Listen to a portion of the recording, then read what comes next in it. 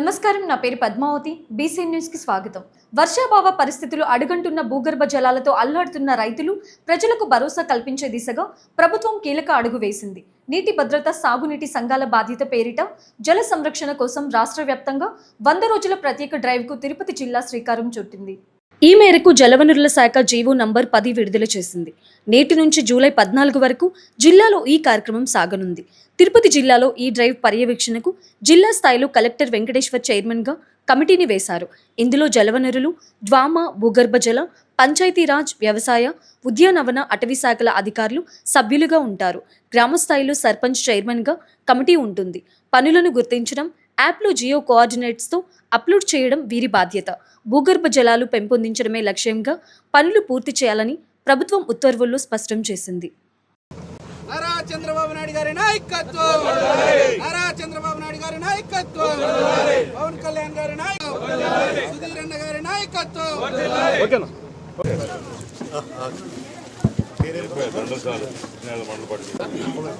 నారా చంద్రబాబు నాయుడు గారి దేవుడు వరవిచ్చి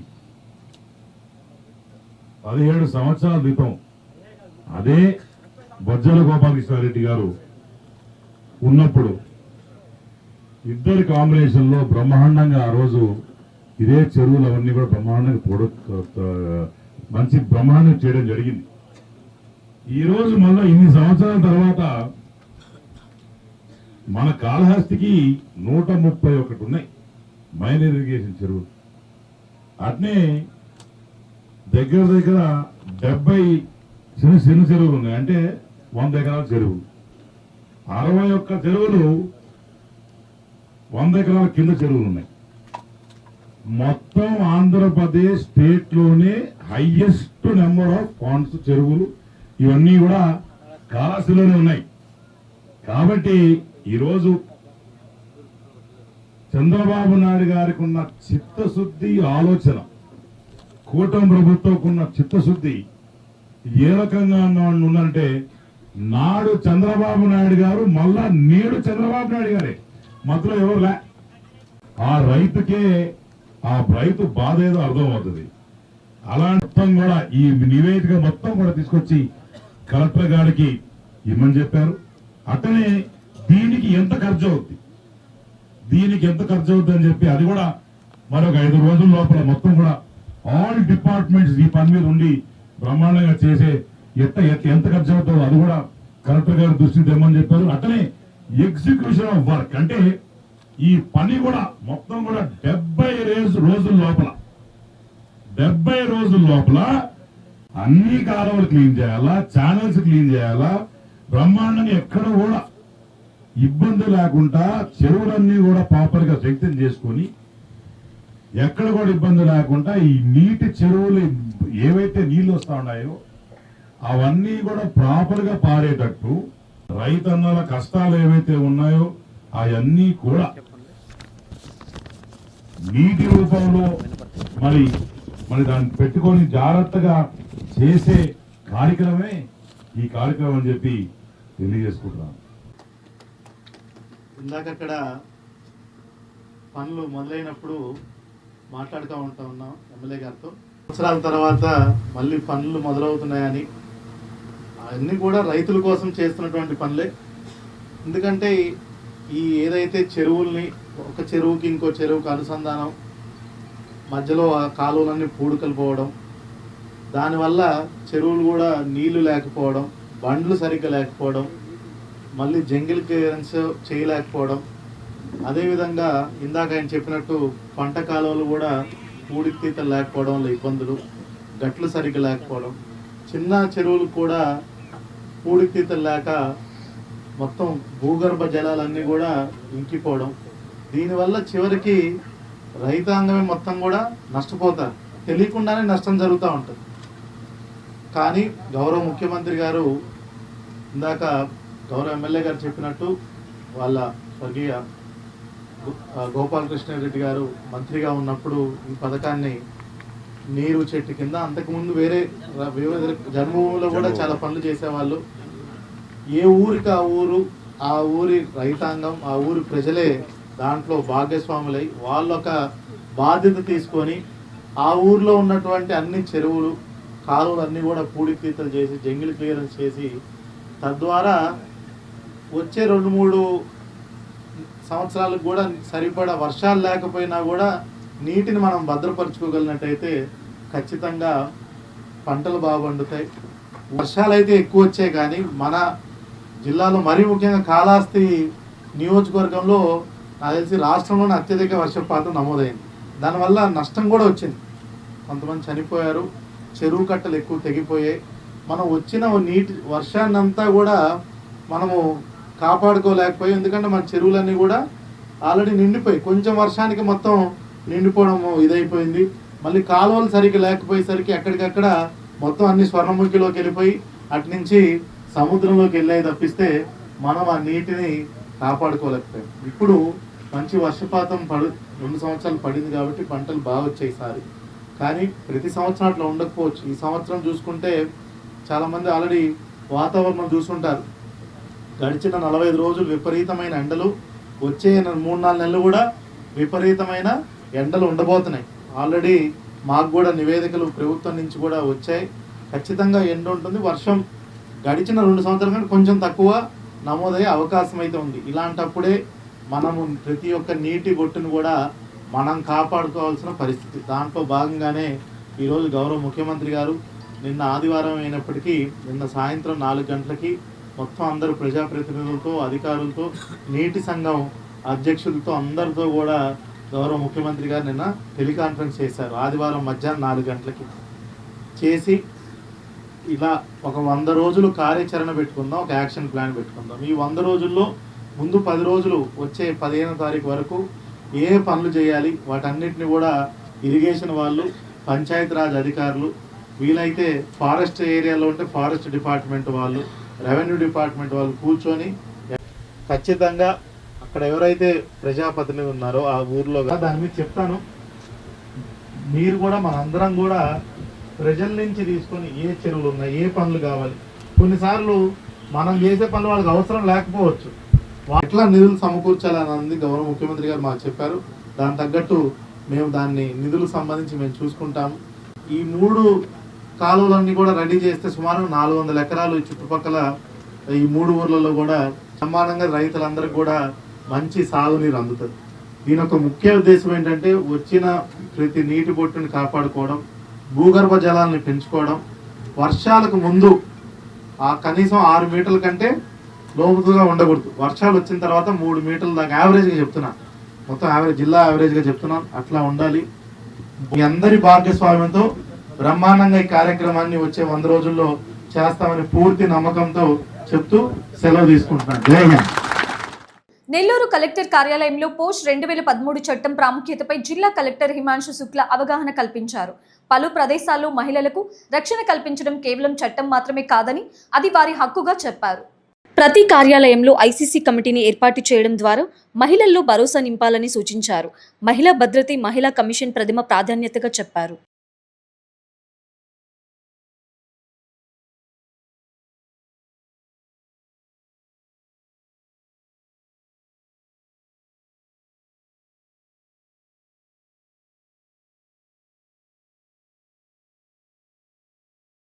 వైసీపీ అధినేత జగన్ పై సర్వేపల్లి ఎమ్మెల్యే సోమిరెడ్డి చంద్రమోహన్ రెడ్డి ఫైర్ అయ్యారు.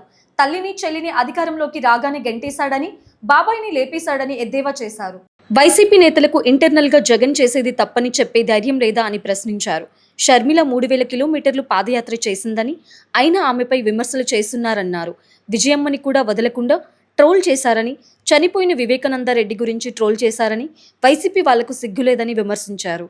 మహమ్మద్ బిన్ తుగ్లక్ ఉన్నాడు, ఢిల్లీలో ఉన్న రాజధానిని దౌలతాబాద్ మార్చాడు. దానికి 6 నెలలు పట్టింది. సైన్యం సగం మంది చచ్చిపోయినారు. ఏడాది తర్వాత దౌలతాబాద్ కాదు, మళ్ళీ నచ్చలేదు నాకు ఢిల్లీ అన్నాడు. ఇంకొక 6 నెలలు పట్టింది. ఇంకొక సగం మంది చచ్చిపోయినారు. బంగారు నాణ్యాల స్థానంలో తోలు నాణేలు అన్నాడు. 60-70 ఏళ్ళు వెనక్కి వెళ్ళిపోయింది దేశం తుగ్లక్ వల్ల. ఆ పరిస్థితి, నువ్వే అమరావతి 30,000 ఎకరాలు కావాలన్నావు, మళ్ళీ నువ్వే నేను అక్కడ ఇల్లు కట్టుకున్నాను అన్నావు. మా నాయకుడు అక్కడే ఇల్లు కట్టుకున్నాడు, అమరావతికి మేము వ్యతిరేకం కాదన్నారు. 3 రాజధానులు అన్నారు, డబ్బా కొట్టారు మీరంతా. ముదురులు అందరూ ఉండరు, జూనియర్స్ ఉండరు, చదువుకున్న వాళ్ళు ఉండరు. మళ్ళీ ఈరోజు మావిగన్ అంటే దాన్ని పొగట్టమైంది. సోషల్ మీడియాలో ఏంటి పరిస్థితి? అది స్పష్టంగా మీ పార్టీలో జరిగే లోపాలని ఆయన మా పార్టీలో జరిగే లోపాలు కూడా రాస్తాడు. ఆయన కొత్త పలుకులో ఎలాంటి మొహమాటం లేకుండా రాస్తాడు. ఒక జర్నలిస్ట్, సీనియర్ జర్నలిస్ట్ ఆయన. ఏం మాట్లాడతావు నువ్వు రాధాకృష్ణ గురించి? రాధాకృష్ణ అంటే ఏమనుకున్నావు నువ్వు? మహిళల్ని అవమానపరిచాడా రాధాకృష్ణ? నువ్వు అసలు మహిళ సంస్కారం, సంస్కృతి పేరెత్తే అర్హత నీకుందా? సిగ్గుందా నీకు? ఏం మాట్లాడావు నువ్వు? చంద్రబాబు నాయుడు గారి తల్లిదండ్రుల గురించి ఏం మాట్లాడావు? చంద్రమోహన్ రెడ్డి తల్లిదండ్రుల గురించి ఏం మాట్లాడావు? సిగ్గుందా నువ్వు? నీది ఒక బతుక? నువ్వు వాడే భాష.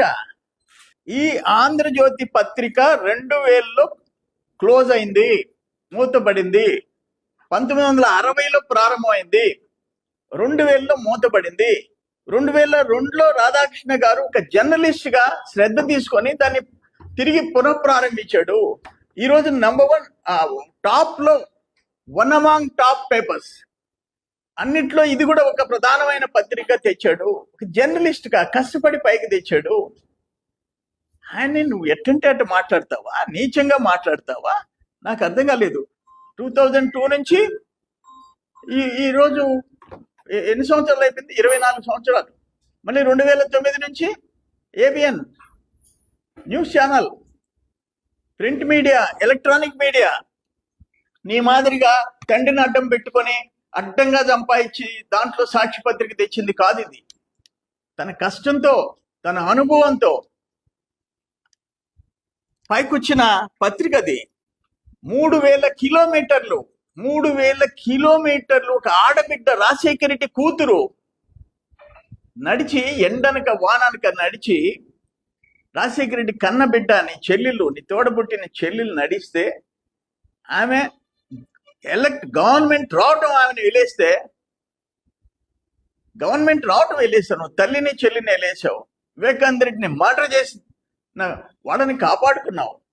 చెల్లెలు సునీతమ్మని ద్రోహిలాగా చూస్తావు.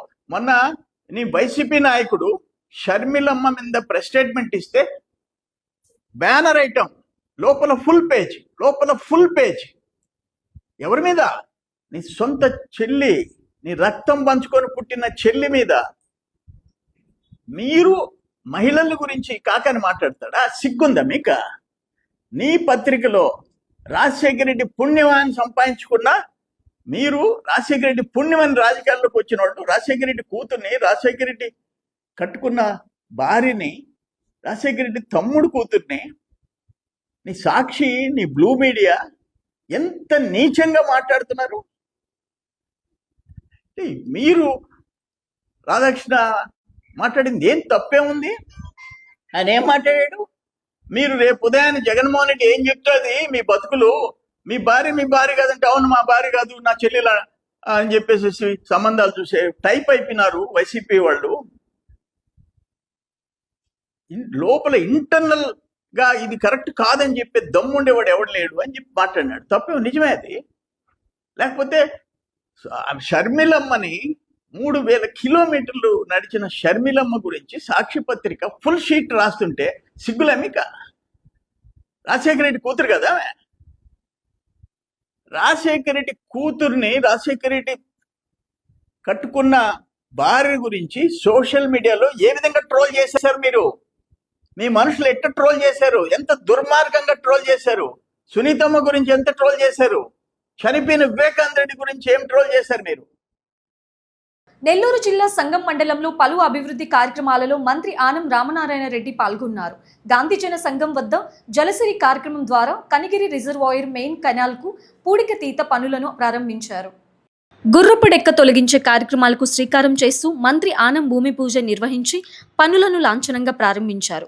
పూడికతీత ఇతర సాగునీటి పనుల నిమిత్తం మండలంలో 3,45,00,000 రూపాయల నిధులు మంజూరు చేశారు. కనిగిరి రిజర్వాయర్ కాలువ పూడికతీత పనులకు భూమి పూజ అనంతరం సంఘంలోని ఇరిగేషన్ కార్యాలయం వద్ద నిర్వహించిన నియోజకవర్గ అన్ని మండలాల సాగునీటి సంఘాల సభ్యులతో నిర్వహించిన సమావేశంలో మంత్రి ఆనం పాల్గొన్నారు. ఈ సందర్భంగా మాట్లాడుతూ రైతుల సాగునీటి అవసరాల కోసం తమ కూటమి ప్రభుత్వం ఒక లక్ష్యంతో పనిచేస్తుందని, రైతుల అవసరాల కోసం వారికి ఎటువంటి ఇబ్బంది కలగకుండా నిధులు మంజూరు చేస్తూ వాటి పనులను ప్రారంభిస్తున్నామని తెలిపారు. ఈ కార్యక్రమానికి Atmakur RDO B Pavani, DSP K వేణుగోపాల్తో పాటు ఇరిగేషన్ మరియు అన్ని శాఖల అధికారులు, స్థానిక ప్రజాప్రతినిధులు, సాగునీటి సంఘ సభ్యులు తదితరులు హాజరయ్యారు.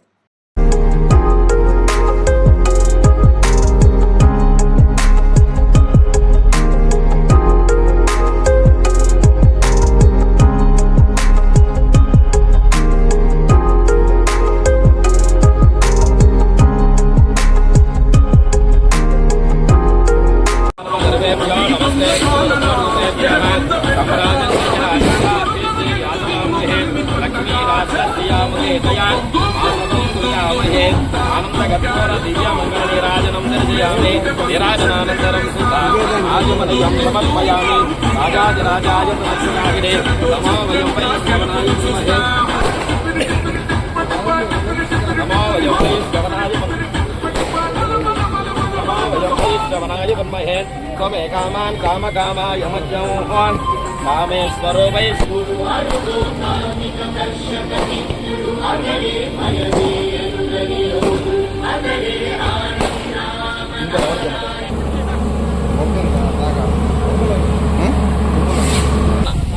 ఓం నదీ తీర్థరాజ దేవతాభ్యో నమః పినాకినీ నదీ దేవతాభ్యో నమః ధ్యాయామి ధ్యానమర్పయామి ఆవాహయామి ఆవాహమర్పయామి హస్తయోః అర్ఘ్యమర్పయామి పాదయోః పాదమర్పయామి ముఖే శుద్ధ ఆచమలిగంధమర్పయామి గంగే జమునే దేవ కృష్ణే గోదావరి సరస్వతి నర్మదా సింధు కావేరీ జలేస్మిన్ నిరంతరో కావేరీ తుంగభద్రాత కృష్ణవేణి గోతమే భాగీరథీ విఖ్యాత భజయంగాపకీ సుధా పినాకినీ నదీ దేవతాభ్యో నమః పినాకినీ నదీ దేవతాభ్యో నమః.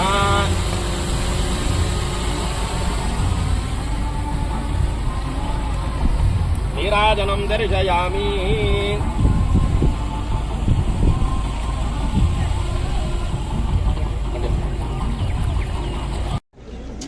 గాంధీ జన సంఘం దగ్గర జలసిరి కార్యక్రమాన్ని ఈరోజు మనం ప్రారంభించుకుంటూ ఉన్నాం.